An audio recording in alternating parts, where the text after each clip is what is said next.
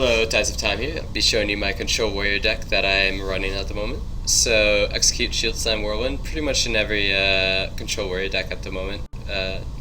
Good removal cards. Whirlwind obviously synergizes with half this deck, so that's nice.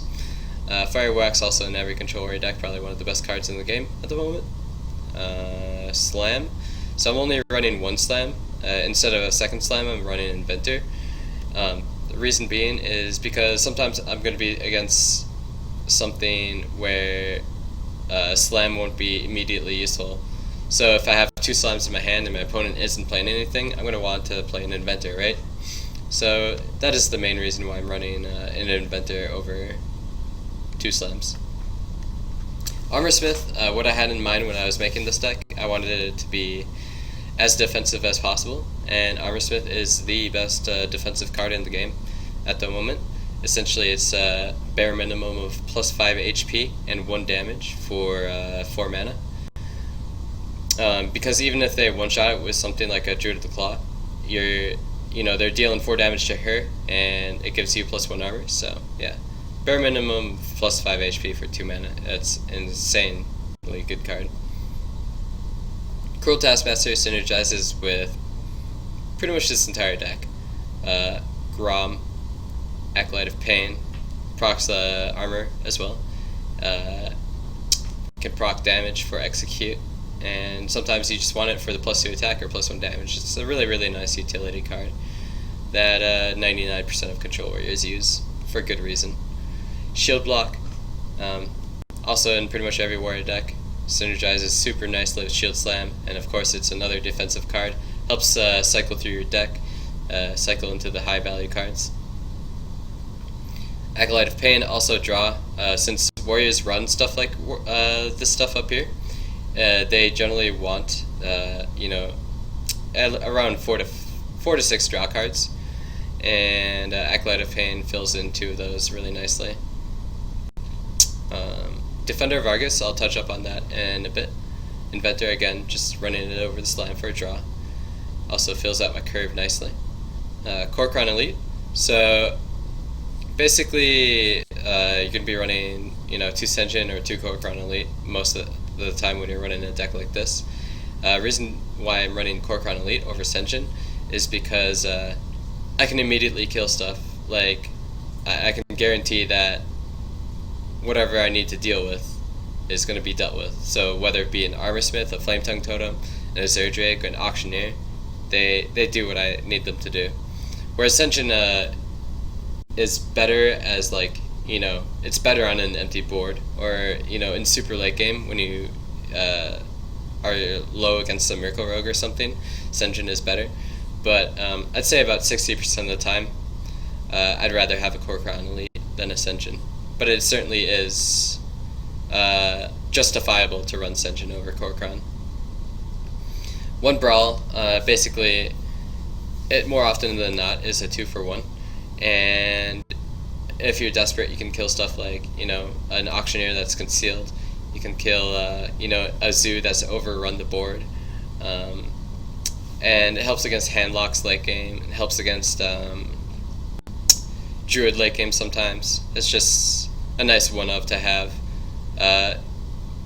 If you want to remove this, I'd recommend removing this for a Pyromancer. Basically, you want at least 3 AoE. I think 3 AoE cards is the minimum you want in any Control Warrior deck, and these 3 are filling it out right now. You could also put in a Baron Geddon or something, I suppose. Azure Drake, filling out the draw that you need. Also synergizes with Slam, Whirlwind, and Shield Slam, which is notable. Keep that in mind when you're playing this deck. And I'm running Harrison Jones because he gives you such an edge over weapon classes. I didn't want to pass him up for something like an Azure Drake. I'll put it this way. Having Harrison Jones over in a second Azure Drake wins me more games than it loses, right?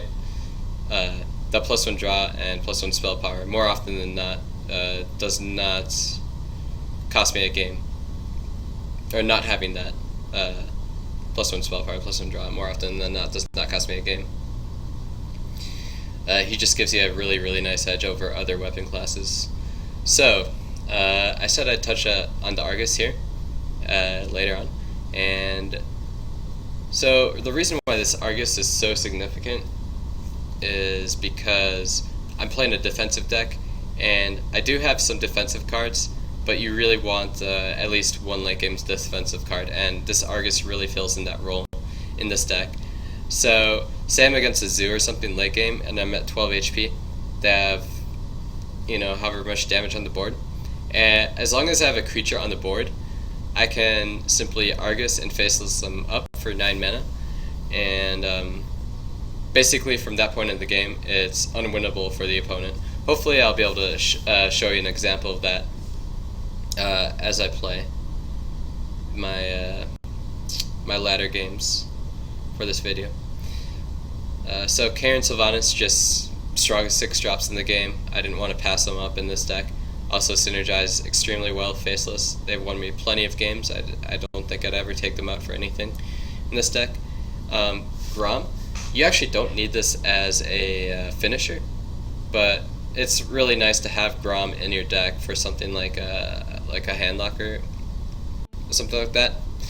If Gorehal didn't have the possibility of getting like oozed or Harrison Jones, I'd probably be running Gorehal over Grom, simply because I really don't need Grom as a finisher in this deck. I'm more or less running him as a value card and sometimes a finisher versus something like Handlock. Not often though. And Ysera, so I have all this defense, right? And I don't have stuff like Alexstrasza or Ragnaros. What Ysera does in this deck is really fills in the role of completely dominating the late game. It is by far the best late game card in the game right now, and this is probably one of 2 decks that can actually manage to put in Ysera, the other deck being a Ramp Druid with stuff like Marks of the Wild.